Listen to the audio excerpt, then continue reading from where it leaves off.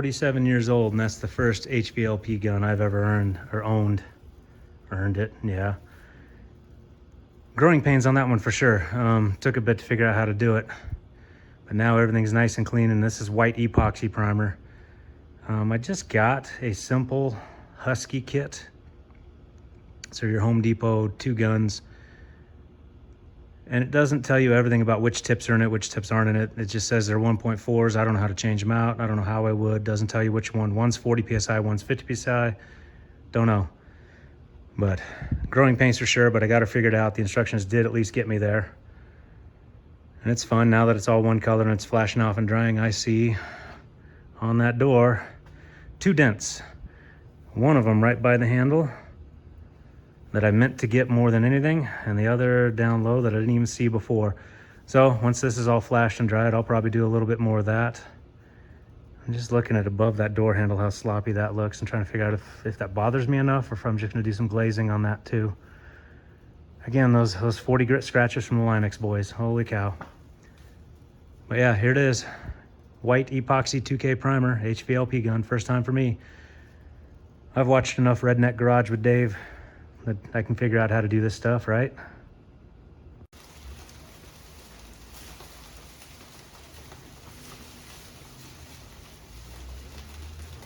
Can you hear that? Can you see it? Just as I'm finishing up the first coat of single stage white. These little thunderclouds that have been blowing through all day long, one of them decides it's gonna piss all over me. I hope I got it done good enough. I don't know, that's probably the worst thing you'd probably have happen other than a dust storm. Okay, here's what I've been using. Being that the truck was all down to bare metal, I did epoxy 2-part primer and then bright white as a base coat of paint. And that's according to what even U-Pole on their videos for this say to do. They want paint down first, then the Raptor liner. Do not depend on the Raptor liner alone. You want a base of paint. That's what gives you the full waterproofness of it. The Raptor liner might have pinholes in it that lead to rust. So I've done all that. Now that I'm ready to spray Raptor liner, here's the things I'm using. I got their good gun. I put a dryer on it to make sure I get the driest air possible. Well, under my conditions. This comes in the kit. Matter of fact, the kit came with the gun too. I ordered about 6 cans of those.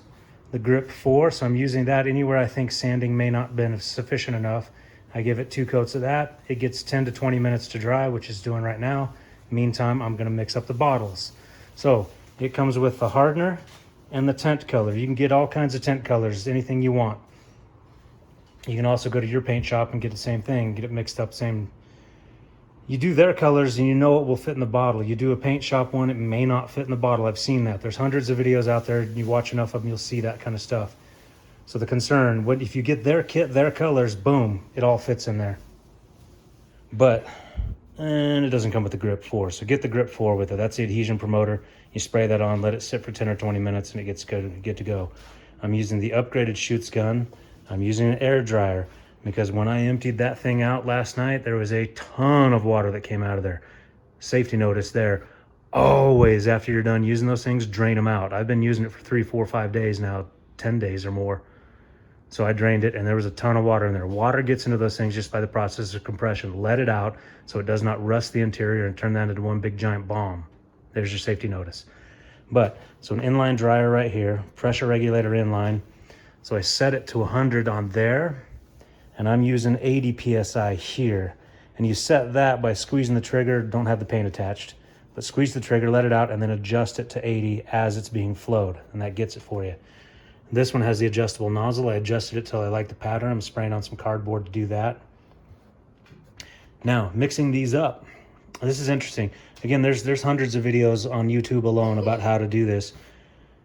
The concern of does it all fit? Yes, it does. Mix this entire bottle. You get these from Custom Coat. You can go get your own stuff from your local paint shop, but why would you when Custom Coat makes hundreds of colors? Everything from World War II historical colors, Vietnam colors, modern day camouflage colors. You can get all of those. You can get all, this is GM white. You can get all the GM and Ford and Ram and everybody else's colors straight from Custom Coat. Custom Coat and Raptor work together, I guess. And it also comes with this bottle of hardener. So the kits I ordered came with a bunch of bottles of these 3. all three of these fit in there. Put this in first, shake this for 2 to 3 to 4 minutes, let that settle for a little bit. Then when you're ready, put this in, shake it for 3 to 4 to 5 minutes, and then you shoot it. This is just in primer. It's the 2-part epoxy white primer. I don't know that I'm going to put any paint on top of this. I'm just going to put the Raptor liner on top of this stuff as is, because 1, it's already white background. 2, it's plastic. I'm not worried about water getting to it and messing it up. I think the Raptor liner on top of this will be just fine. But I have ulterior motives for picking this particular grill. Someday in the future, that'll become more apparent. At 80 PSI, it comes out with a really fine grain, which is exactly what I wanted. I'm holding like 2 feet back and just doing coat after coat after coat.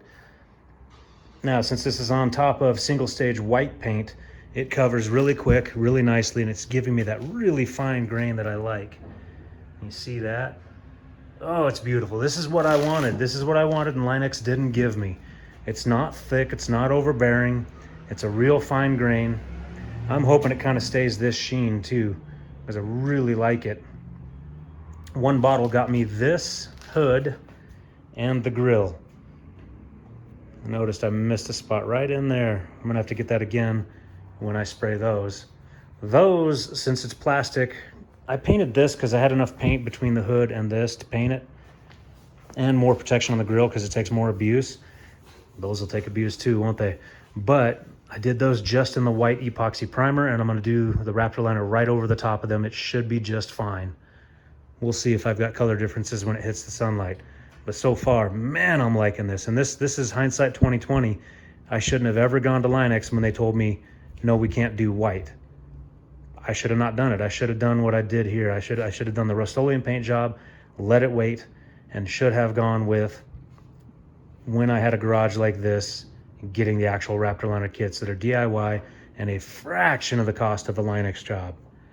Line-X for a bed liner? I totally do it. Line-X for bumpers and for Nerf steps and stuff like that? Sure, go ahead. But the entire truck? No, do Raptor liner. And if you're doing Raptor liner for the truck, you might as well do your own bumpers and steps and all that kind of stuff too. Either way, I say all that, I'm not trying to bury myself in a bunch of shouldas. I'm trying to give you something to think about when you're considering doing some sort of a job like this on your truck, your car, whatever you're doing, your boat. I guess you could do boats. But there you go. All right. I totally meant to set up the tripod and get the camera going, show some shots of me being sprayed a little bit, at least on this side. But I got distracted. Came back to it and just got to going. This is something I've been waiting on since May, so you can understand how I just want to get it done. So there's no shots of me actually spraying it down. You want shots of that? Search on YouTube, Raptor Line My Truck, and you'll find hours upon hours upon hours of people who are willing to show you what it's like to sand a truck, what it's like to actually spray the truck. I don't need to show that again, I guess. But what I did want to show is I hadn't seen anybody do Raptor liner in white. I've got a decent texture on it. It's not heavy-handed texture. It's not the ultra-fine texture. As it turns out, my gun only does to about 75 PSI. Even though I try to set it for 80, it only tops out at 75, so that is what it is. I like the texture, and I think it'll be just fine once it's all dried up. I ordered 12 cans. I've got 5 left. I still need to spray my fender flares, and so that'll take a can at most to do those, which leaves me 4 cans left over. There's another truck that needs to be sprayed, isn't there? I don't know if I want to do that anytime soon. This has worn me right out. But yeah, all sprayed. I'm gonna wait for it to cure for a few hours, then I'm gonna come strip off all the masking. The masking itself, 3 hours last night, a good 4 hours this morning. They always say the difference between an amateur and a pro is preparation. And if you're a good painter, it means you're an excellent taper and masker. I'm semi-pro, high-level amateur, I don't know. We'll see. I know if you look down under here, there's plenty of overspray down underneath. I'll take care of that on another day because the frame needs another coating anyhow. But for what we're looking for, I think we've done it. Now the truck will not rust away on me. Now life is good. All right, there we go. Everything that's getting white Raptor liner has been Raptor lined. Used a full-on 2 bottles for the fender flares themselves for a couple different reasons, but mainly also to make sure the texture matches what's on the truck. so we got good matching texture. But that gives them a really good coat. All I did with these was prime them, and then I put on the Raptor liner, so that's fine because they're ABS plastic anyway. I'm not worried about rust or anything like that. Between the primer and the Raptor liner should hold just fine. We'll see over the next few years if it stays and doesn't chip or flex or anything. Once they're bolted to the truck, they're not too flexible. When they're free, they're very flexible. So I want to get them bolted up, let them cure all day tomorrow, let everything cure all day tomorrow.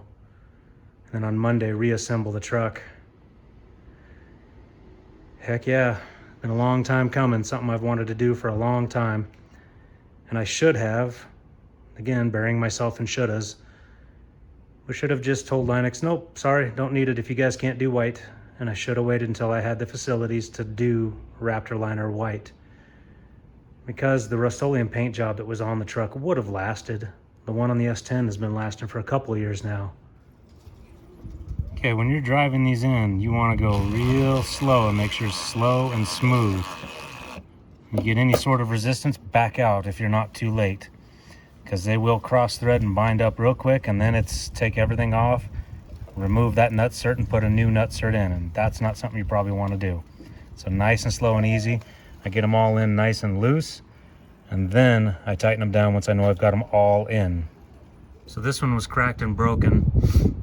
So what I did was actually use a whole lot of JB Weld epoxy to weld it back over. So now I've got to drill it out, be nice and gentle, make sure I don't crack anything again. So between the JB Weld and the Raptor liner, this should hold it all together. And hopefully my repair holds solid. Nice and easy, not trying to force it. It seems to be drilling just fine. There we go.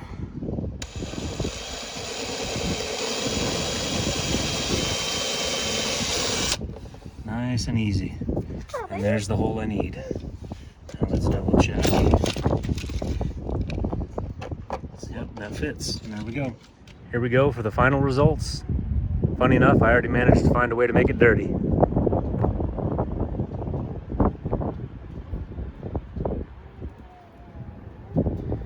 And up front, we're gonna see what I would call the controversial ending. It's kind of like the movie I Am Legend with Will Smith, where the theatrical version is one way, but you get the Blu-ray and it has a controversial ending, which I think is actually the more appropriate and better ending.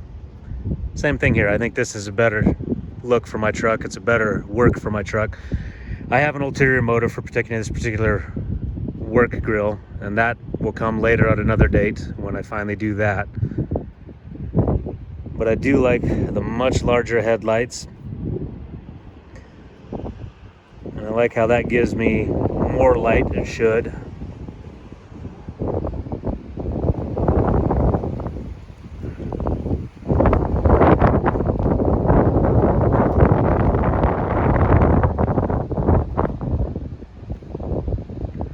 But there it is. If you watched this far, appreciate you watching. Hope this wind isn't too bad. I don't have pro equipment. I got a camera and I got a phone. But appreciate you watching, and we'll catch you on the next one.